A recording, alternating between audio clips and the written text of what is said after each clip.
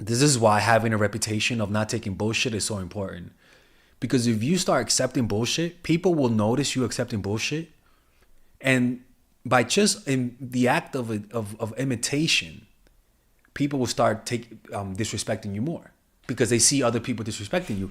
And it's like, if you ever been bullied, you'll notice that.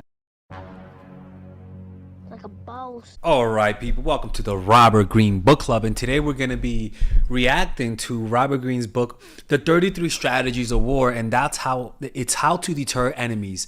And this one is about how to create the type of presence that prevents people from attacking you. It intimidates people who are trying to attack you. And this is the main reason why some people tend to be targeted more than other people as victims of crime, simply because there is something about them that's attracting a predator. There's something about them that attracts people to attack them. And unfortunately, this is said in our nonverbal cues and how we walk and how we move. And some humans, especially some people who are predators, they have an instinct to be able to sense when you're weak. They've been predators for long enough. They've attacked people long enough, they've used people long enough, where they are geniuses of finding victims, literal geniuses. A lot of these narcissists, right? There's different forms of geniuses. You have some evil geniuses out there. So we're going to talk about how to use that deterrence so that if somebody disrespects you, you stop it before it gets any bigger. Okay. And if you guys enjoy this type of video, you could join the Robert Greene Book Club. And if you are part of the Robert Greene Book Club, thank you very much. Let's continue.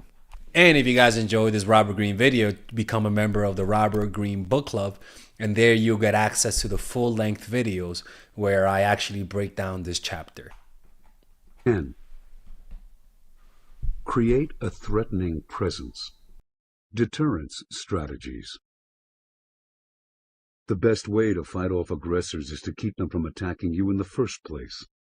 To accomplish this, you must create the impression of being more powerful than you are. Build up a reputation. You're a little crazy. Fighting you is not worth it. You take your enemies with you when you lose. Create That's why and make it credible with it. That's why people don't fight people who have nothing to lose, because those types of people are dangerous.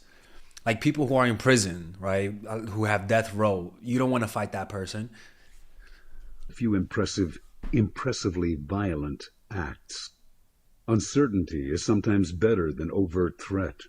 If your opponents are never sure what messing with you will cost, they will not want to find out. And so the way to do that is you become predictable when they see you and they understand you from the jump, right?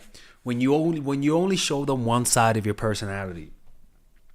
But you become harder to read if you get in touch and allow yourself to feel the parts of you that are more aggressive, that are the harder parts of your personality.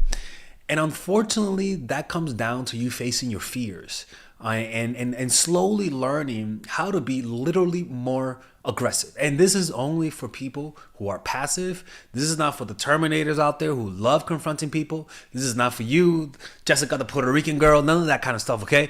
Jose, the Puerto Rican, no, stop it, okay? This is not for you. This is for freaking Melissa, the white girl, fucking Bob, the programmer. Sounds like they're all white.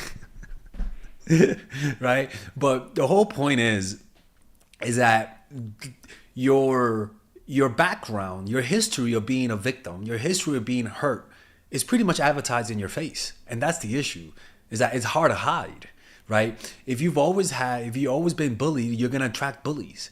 And if you've never been bullied and you've always been the bully, you're going to attract victims. So unfortunately, this is just fear. Like when you show fear in your face, what that means is that you haven't confronted your fears yet. You're not confronting them face to face. And so you have to confront your fears in the form of the outside world. And unfortunately, this is not like a one thing solution, but it just comes down to get yourself in uncomfortable situations. That doesn't mean get into fights, but lean towards being more uncomfortable. Do things that are uncomfortable, because that's where your fear lies.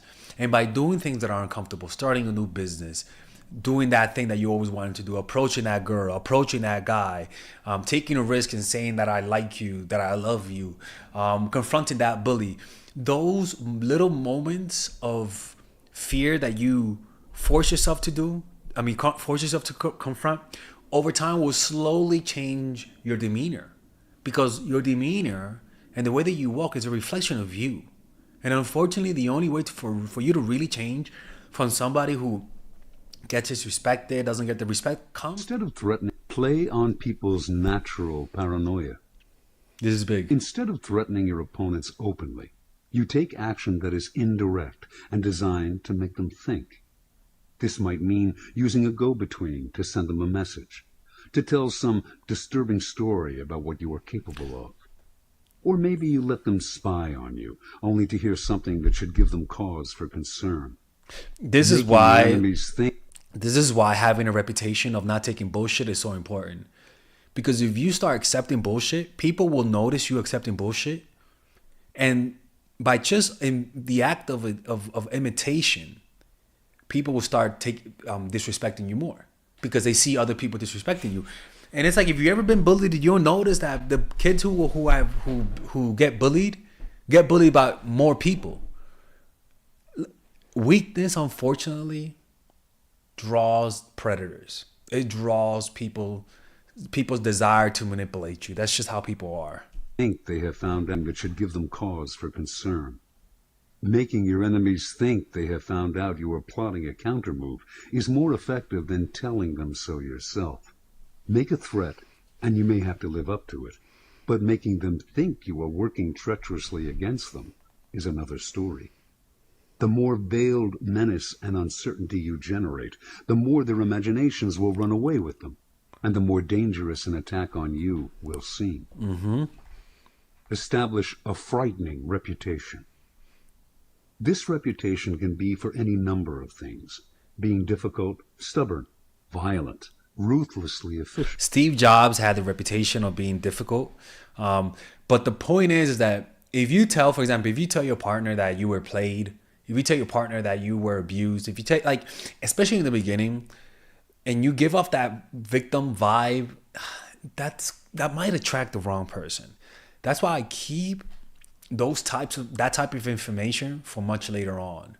Because if you tell someone that you were easily manipulated, I'm telling you, people, you'd be surprised how often people would then start to manipulate you because you confess it's easy to manipulate you. Like, people do that type of stuff. And a lot of people get shocked when I say that, but it's just human nature. Like, it's just human nature. You don't really know what people want, you know? So saying that type of stuff might perk the ear off of the wrong person. To create this image, you may every now and then have to play a bit rough, but eventually it will become enough of a deterrent to make those occasions rare.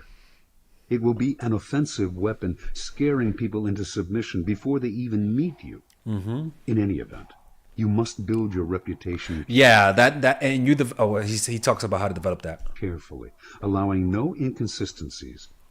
Any holes in this kind of image will make it worthless. And amongst your friends, you got to have that reputation of somebody who doesn't take shit from people, especially when they're recommending you for a relationship, because you want them to say you're not easy. You want them to say you don't take shit.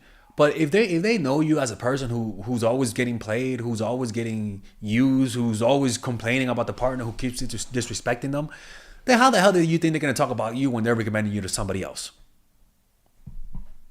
Like, them describing you to somebody is just going to make them salivate to use you. So realize that demanding respect from this person doesn't just stop there. Because we're all in a web, and we're all interconnected. And somebody's respect for you increases the other person's respect for you. But somebody's disrespect for you increases the next person's disrespect for you, because we can sense things. They may see other people disrespect you, but also they will see the battle scars of disrespect in your face and in your nonverbal cues.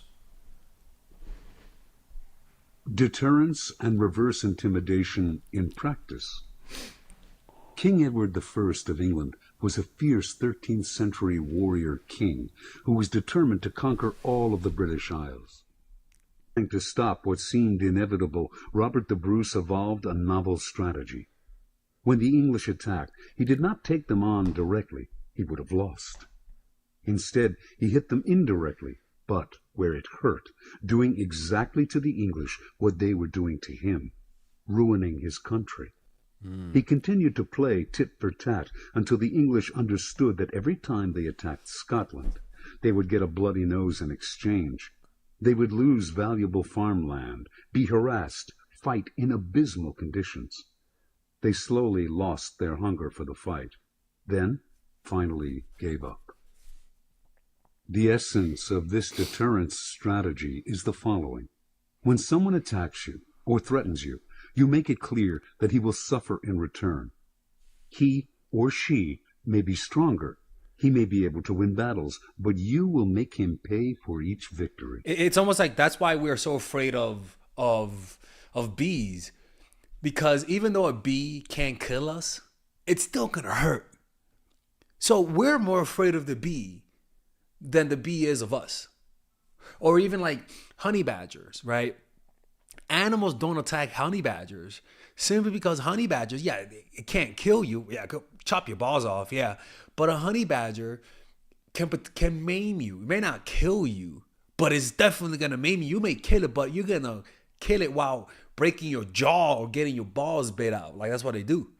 So it's what I've learned is that bullies don't like victims that fight back.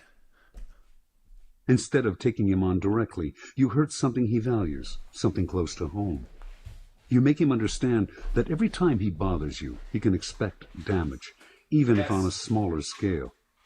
The only way to make you stop attacking him in your irritating fashion is for him to stop attacking you. You are like a wasp on his skin. Most people leave wasps alone. Oh, there you go. There you go. There you go. I mean, holy shit, Robert Greene. I haven't listened to this part in years, so I did not remember that part, but that's very true. As long as you fight back, as long as you're willing to bring people down with you, you're feared. You know, and that takes a certain level of wisdom and irrationality, because you're making people think you're crazy in certain areas. Reversal. In the long run, frightening people creates enemies, and if you fail to back up your tough reputation with victories, you will lose credibility. An example is Dylan Brooks in the NBA. Dylan Brooks was a marginal player who talked a lot of trash. And a lot of people didn't like it because he would talk a lot of trash, but he wouldn't back it up. And when his team lost in the playoffs, everyone was attacking him. Everyone was blaming him. Everyone was mad at him. Why? Because he talked the talk. He could trash talk, right? He could intimidate you with his trash talk. But the problem was that when he got into the basketball court, he couldn't back it up. And so that's why this strategy. A lot of people have to be careful with the strategy, because if you cannot back it up, you just stay shut. Be quiet. Don't say nothing. It might save you time, or even it might make you look temporarily, but eventually you're gonna have to back up what you're saying. And there's nothing worse than being disappointed of someone who looked good, but in reality they were just cowards. If your opponent gets angry enough to decide to play the same game back at you, you may also escalate a squabble into a retaliatory war. Use this strategy with caution. And that's the strategy of deterrence. It's pretty much showing that you're willing to suffer. You're willing to cut your nose to spite your face. That's all that is. And with dating, a lot of the times, leaving people who are not good for us feels like you're cutting your nose to spite your face. It really does. Leaving people who are not good for us give us that sensation. But the truth is that leaving people who are not good for us does not cut your nose. It shouldn't cut your nose. It will hurt, but you got to take that pain, because if you actually treat that pain as a spiritual practice, for example, next time you get hurt, just imagine that you are scanning your whole body. And just scan your body. Scan your body. This takes so much concentration that you're not going to have time to think. Like scanning your body, feeling how this feels in your mind, trying to feel it. Like if I ask you to feel your nose, you can feel your nose. If I ask you to feel this, you may not be able to feel it, but if you concentrate hard enough, you might be able to get a sensation. And then do the same thing, but now move along the face with that scanning, like that. Just scan. And what that does is that you can't think of the problem, but you could definitely feel the emotion. But if you are feeling the emotion without thinking, simply because you're scanning your body and that takes up so much of your attention, what you're doing is that you're feeling without judging. You are inadvertently accepting. Because feeling without thought is accepting. But feeling and saying I don't like it is resistance. And that creates more of it.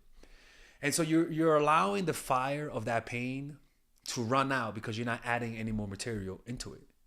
And that's how you're able to deal with the emotion of leaving them, even though it hurts. But what happens is that this actually strengthens you. And it is actually a blessing because every time you go through this process, you're eliminating sankharas or bad karma or suppressed emotions or traumas that's deeply inside of you and that you tend to not feel because you're usually suppressing it. Or just go to a 10-day meditation retreat, or purchase the book The Power of Now by Eckhart Tolle. I can't find it. Or purchase my course Emotional Mastery. You could do that. Anyways, people, I hope you guys enjoyed this video. Let me know what other chapter of Robert Greene's books I should make, and I'll see you guys next time.